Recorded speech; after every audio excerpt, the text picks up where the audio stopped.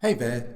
If you'd like your MacBook to auto log on without a password and you're comfortable with the security of that, here's how you do it.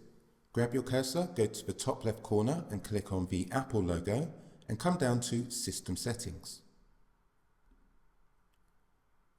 In this window, on the left hand side, scroll down, keep going until you see Touch ID and Password and go one further to Users and Groups. Just here on the right hand side we have an option which says automatically log in as. Now I'm logged in as this user, QWERTY, so I'm going to use this drop down and select QWERTY. It asks me to pop in the current password just to confirm that this will happen.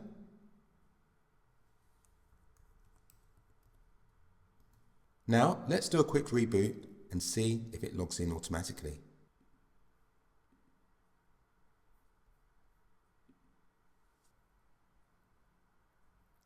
And as you see, it's logged in automatically. So I hope that's helped.